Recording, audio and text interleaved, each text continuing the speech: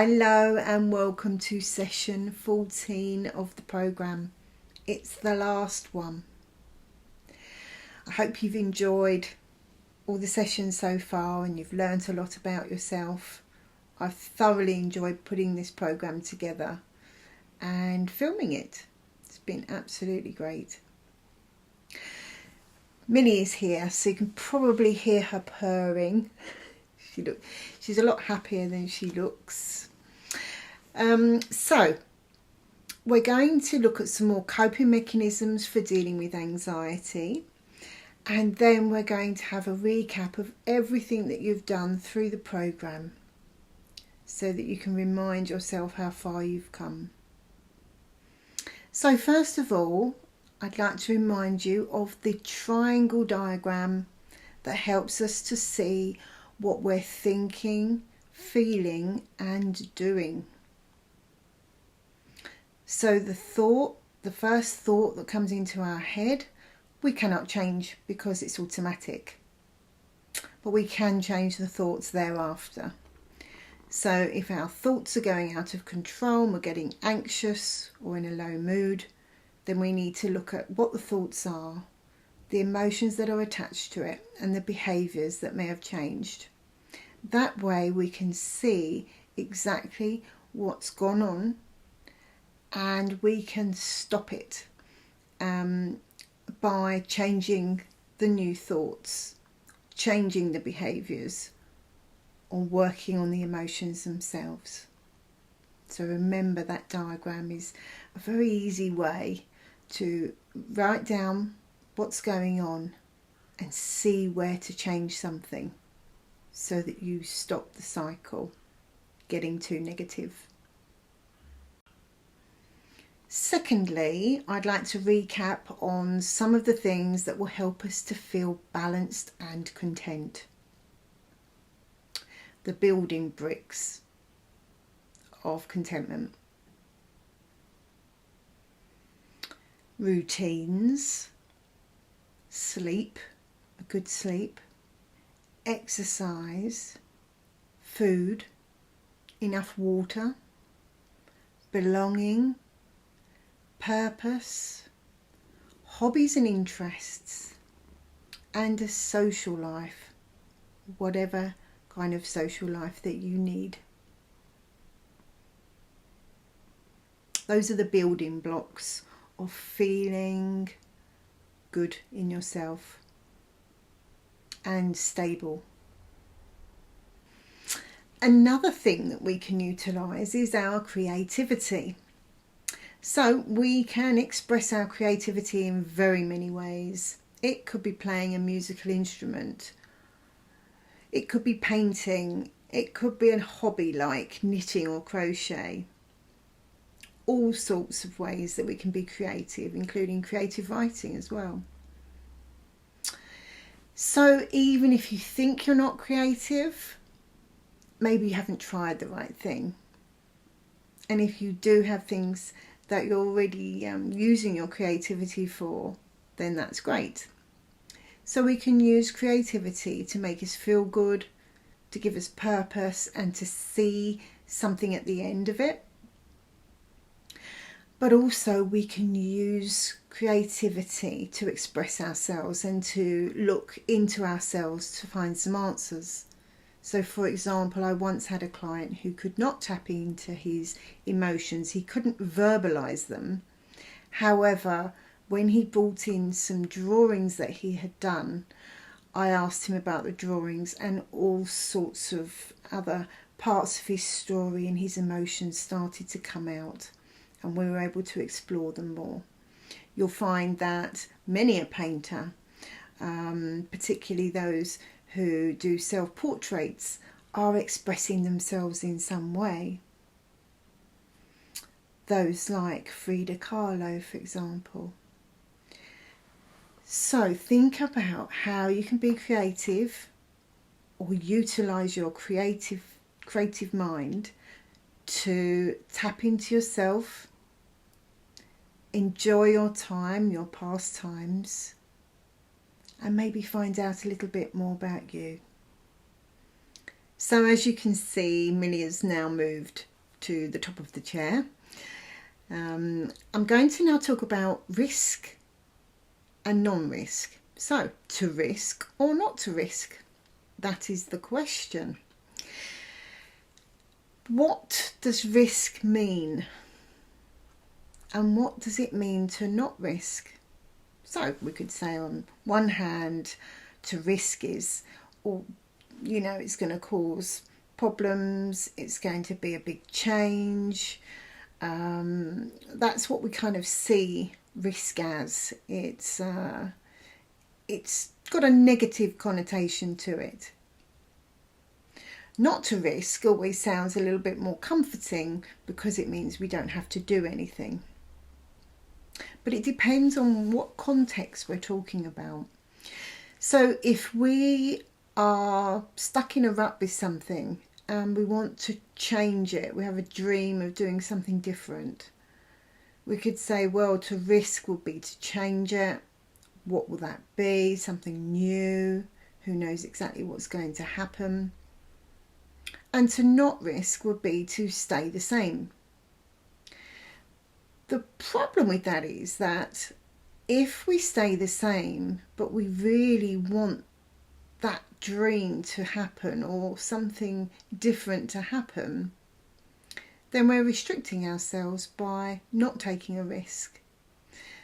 So if something is really risky, then perhaps we don't want to do it. But if the risk is purely change and we're in control of that change and it could do us good, then sometimes it's worth trying.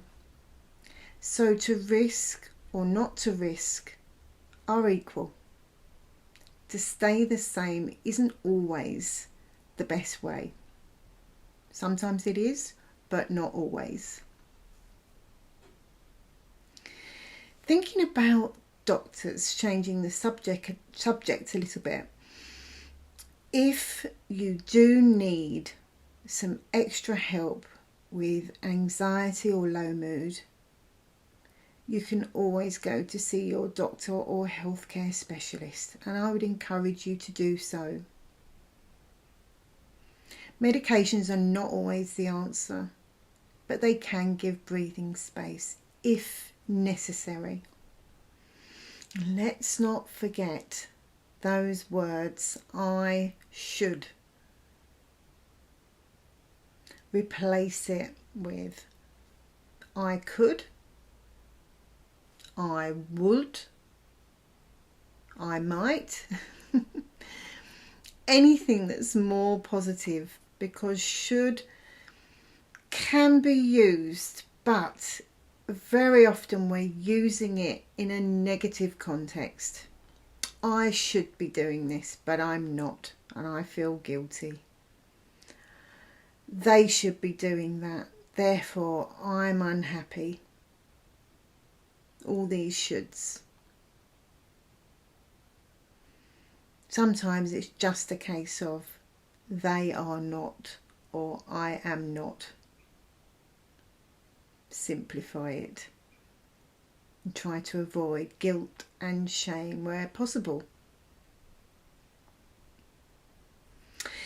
So that's the end of my tips and coping mechanisms for anxiety. So let's now have a look at what we've covered, which is a lot. Well done for getting this far. Session 1 was the introduction, where I laid out that there would be things to write down, which there's been quite a lot of that now. And to dip in and out of the programme whenever you have time, or you can do it on a regular basis. So I'm sure you found your own way through it, and that's why you're now watching this session, the final one. Part 2, session 2, we looked at who am I and what did you find out? Did you find out some things that you didn't realise about yourself? Because that was what that session was all about. Session 3 was all about how am I? Did you find out how you are? Do you know how you are right now? Are you feeling better than when you began the program? I hope so. Session 4 was all about our internal dialogue. That negative conversation that goes on in our minds, the way we talk to ourselves. So did you find out words that you use negatively towards yourself? Or are you good to yourself? Session 5 was all about relationships and the assumptions that we can make, the expectations we have, and how to accept others. It certainly takes a lot of weight off if we are able to accept what others do. Session 6 was all about our existence and the difficulties that we have merely existing. It was all about mortality, purpose and freedom. And I hope that you've become a little more comfortable with those things if you had discomfort about them before. Session 7 was all about boundaries and how to make boundaries to provide our self-care really, and help our relationships and make sure that we keep ourselves safe, stable, comfortable. And it helps with our self-worth and self-esteem. Have you put in any new boundaries since you began the program? Session 8 was all about acceptance. Acceptance of self was included in this one.